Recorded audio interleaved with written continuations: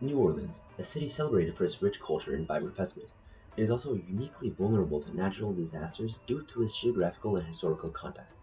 Positioned below sea level and surrounded by water bodies like the Mississippi, Lake Port Chatrain, and the Gulf of Mexico, the city faces significant flooding risk. Over time, urban development, including drained wetlands and inadequate levees, has exacerbated these vulnerabilities, turning the city into a bowl prone to water accumulation. The catastrophic events of Hurricane Katrina in 2005 laid bare these weaknesses, resulting in devastating human and financial losses. Poor urban planning combined with systematic inequalities amplified the suffering, particularly for low-income and marginalized communities. This presentation will delve into the pre-disaster context of New Orleans, the hurricane's impact, and lessons it offers about urban vulnerability and resilience planning.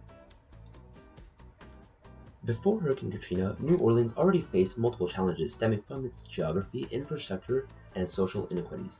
While hurricanes were not new to the city, the scale of Katrina's devastation revealed serious flaws in preparedness. These issues can be explored through its demographic composition, economic reliance, and geographic vulnerabilities, all of which played a significant role in the disaster's impact. New Orleans was home to a deeply segregated society, where poverty disproportionately affected Black and African American communities. At the time, the city had one of the highest poverty rates in the United States at 23.2%. These marginalized populations often lived in the lower-lying areas more prone to flooding and had fewer resources to escape or recover from disasters. The impact of Katrina highlighted these disparities as lower-income communities experienced the greatest loss and displacement. Next for economy. Economy was largely dependent on three sectors: tourism, port operations, and education. The port was one of the busiest in the United States and it served as a critical hub for bulk exports and trade. However, its location also made it highly susceptible to hurricane damages. Tourism was one of the cornerstones of the city's economy. It relied heavily on New Orleans' cultural appeal, but could easily be disrupted by natural disasters. Lastly, education institutions contributed to the local economy as well, but faced closures and significant setbacks after the storm.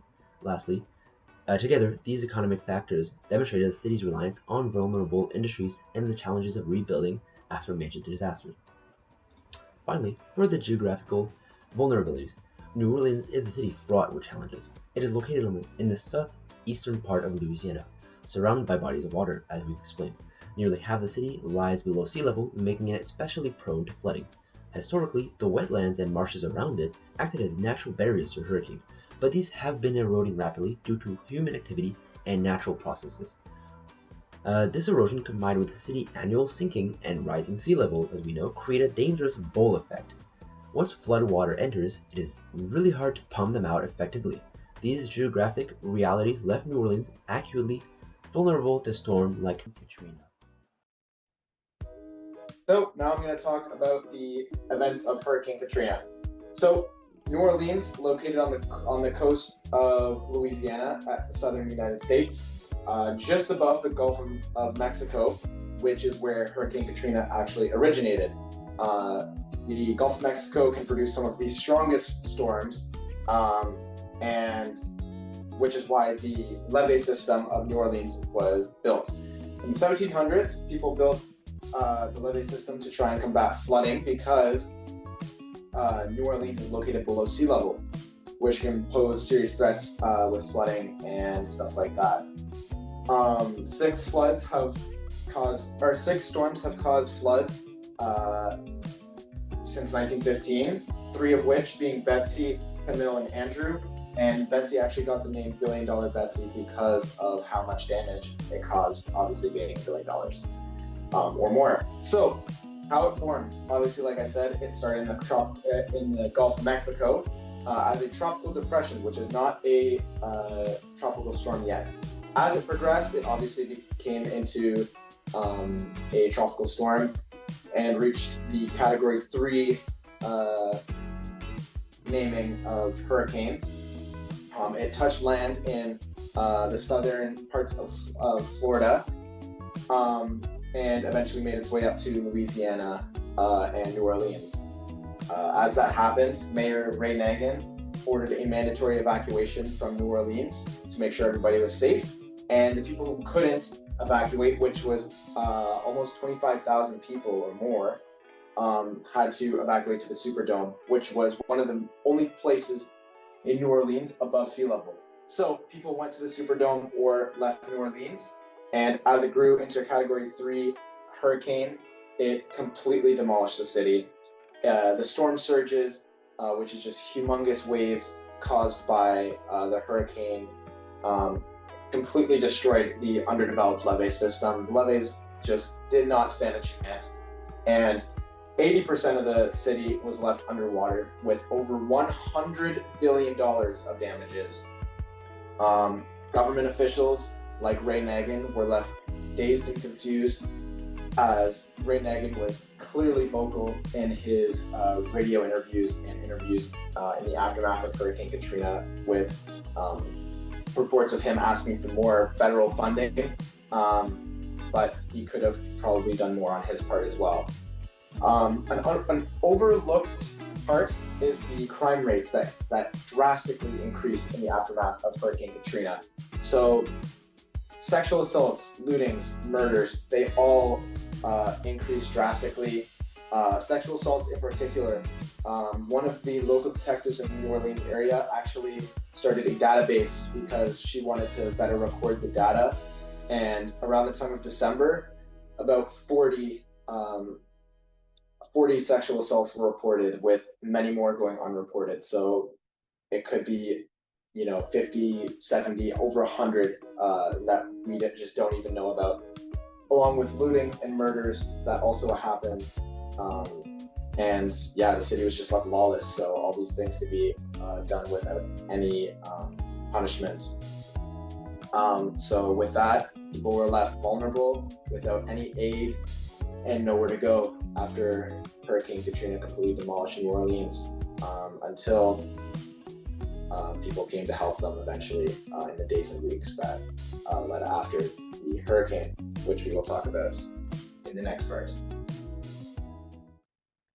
After the hurricane, the city put in action 6 short-term responsive measures: evacuation, search and rescue. Coast Guard, National Guard, and other agencies conducted large-scale rescue efforts, saving thousands trapped on rooftops in flooded neighborhoods. Emergency shelter. The Superdome and the Convention Center were used as emergency shelters, although these became overcrowded. FEMA and the Red Cross helped to set up additional shelters and distribute food, water, and medical supplies.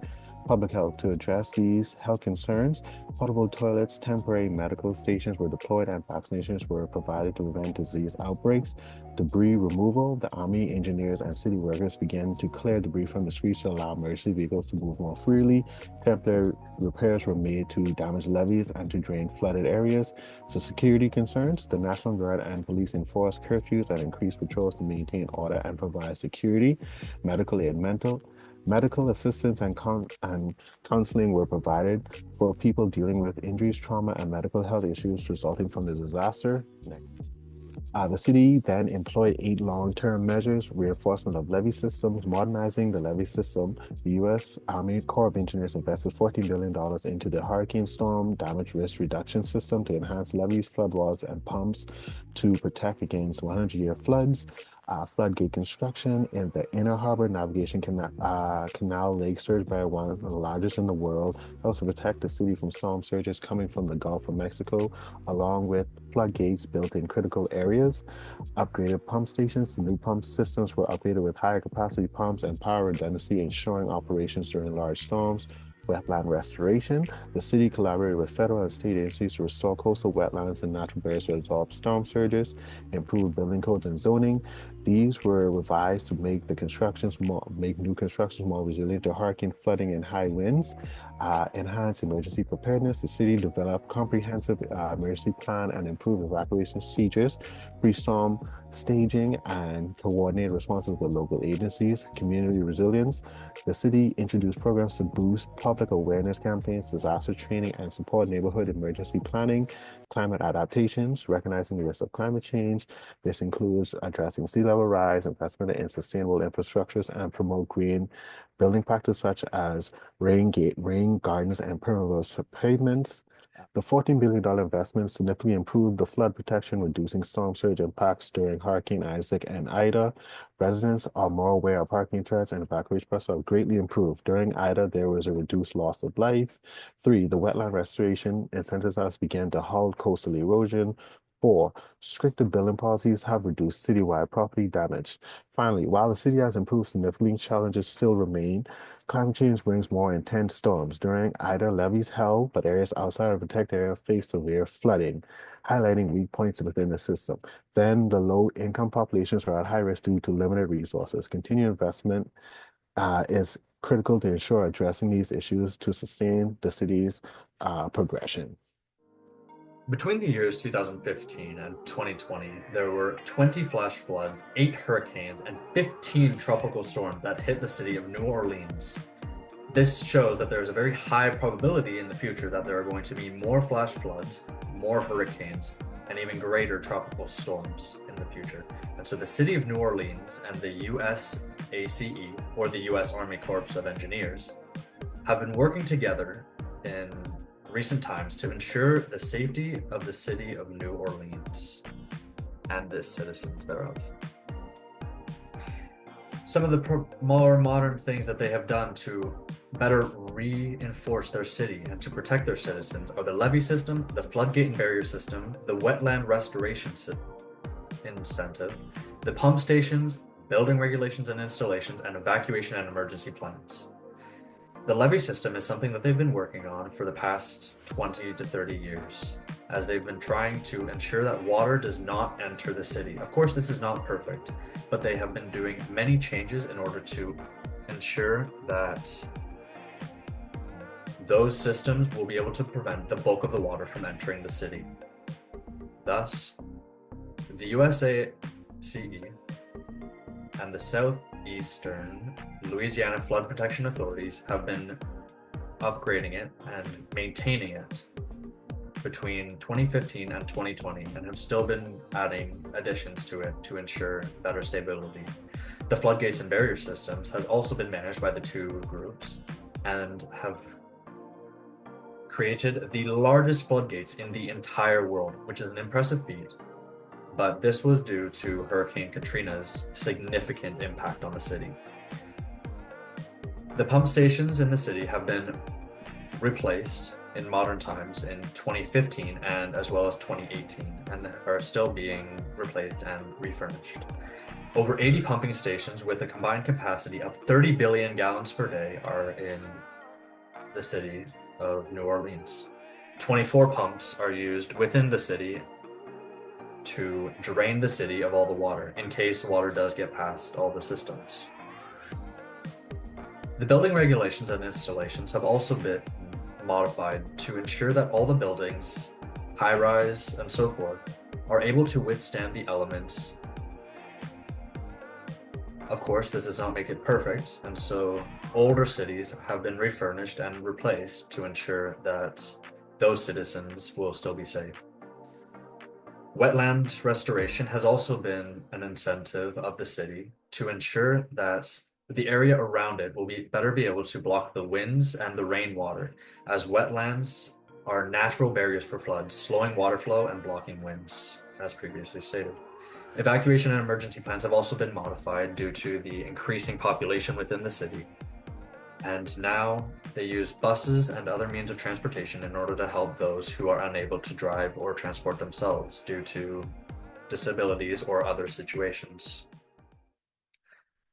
And thank you for joining us in this presentation. We hope you've learned something about the events of Hurricane Katrina and the impact it had on the people in the city of New Orleans as they continue to do their best to improve defenses against floods and hurricanes. We sincerely hope that you have more questions and feel free to reach out to us. Take care and have a good day.